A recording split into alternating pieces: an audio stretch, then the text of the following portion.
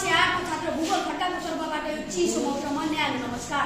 स्वास्थ्यको लागि खेलकुद गर्ने मूल शीर्षकमा वक्तृत्व कला प्रतियोगिता गराई मलाई पनि वक्तृत्व वाचन गर्न मौका दिनु हुने आयोजक विद्यालय परिवारमा आभार प्रकट गर्दै वक्तृत्व कलालाई सुरु गर्ने अनुमति चाहन्छु, जसलाई म कवितात्मक शैलीमा भन्न चाहन्छु। दौडिरहे पनि थाक्दिन, मनले फेरि उठ्न भन्छ। दौडिरहे पनि थाक्दिन, मनले फेरि उठ्न भन्छ। खेलकुद मेरो साथी, स्वास्थ्य मेरो जीवन भन्छ। खेलकुद मेरो साथी, स्वास्थ्य मेरो जीवन भन्छ। सभाध्यक्ष महोदय, खेलकुद केवल मनोरञ्जन होइन, यो जीवन हो। हाम्रो शरीर र मन दुवैलाई ख्याल राख्ने एउटा कला हो। जब हामी खेलकुदमा भाग लिन्छौँ, हामी केवल दौडिरहेका हुँदैनौँ, हामी चुनौती, हार, डर र थकाइलाई जित्ने अभ्यास गरिरहेका हुन्छौँ। यस्तो अभ्यासले केवल हाम्रो शरीर मात्र बलियो हुँदैन, हामीलाई आत्मविश्वासी, साहसी र मित्रता सिकाउँछ। खेलकुदले हामीलाई अनुशासनमा बस्न सिकाउँछ, धैर्यता बढाउँछ, मनमा उत्साह भरिन्छ अनि जीवनका चुनौतीहरू सामना गर्न तयार बनाउँछ। सभाध्यक्ष महोदय, यस बिचमा मलाई एउटा छोटो कथाको स्मरण आयो। हाम्रो विद्यालयमा एउटा साथी थियो। ऊ पढाइमा धेरै तेज थियो, तर शारीरिक रूपमा निकै कमजोर थियो। ऊ विद्यालयको खेलकुदमा कहिल्यै पनि भाग लिँदैन थियो, तर त्यहाँका शिक्षकले उसलाई प्रोत्साहित गर्नुभयो।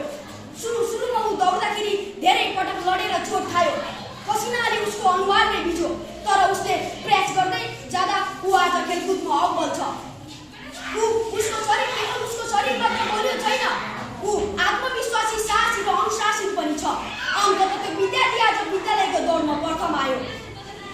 खेलकुदले उसको जीवन नै परिवर्तन गरिदियो। सभाध्यक्ष महोदय, यस कथाको तात्पर्य यस जीवनमा हाम्रा धेरै साथीहरू मोबाइल, कम्प्युटर र टिभीमा बिताइरहेका हुन्छन्। यसले गर्दा उनीहरूको शरीर सुस्त हुन्छ र मन थाकेको हुन्छ, तर खेलकुदले हाम्रो शरीरलाई सक्रिय बनाउँछ, ऊर्जा दिन्छ र मित्रता सिकाउँछ।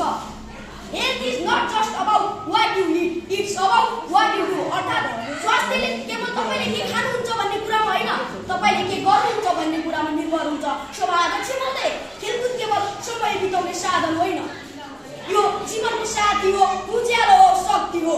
खेलौँ, कुदौँ, दौडौँ, पसिना बगाउँ, तर पछि गएर हामीले खेलकुद गरेनौँ भने हामी विभिन्न रोगबाट ग्रसित हुन्छौँ। हाम्रो जीवनले कहिल्यै पनि माफ गर्दैन। If you neglect your body today, tomorrow your life will pay the price. अर्थात् यदि आज तपाईले आफ्नो शरीरको ख्याल राख्नु भएन भने भोलि तपाईको जीवनले त्यसको मूल्य चुकाउनेछ। अन्तमा स्वास्थ्य केवल शरीर बलियो बनाउने कसरत होइन, यो स्वस्थ जीवन जिउने साधन हो।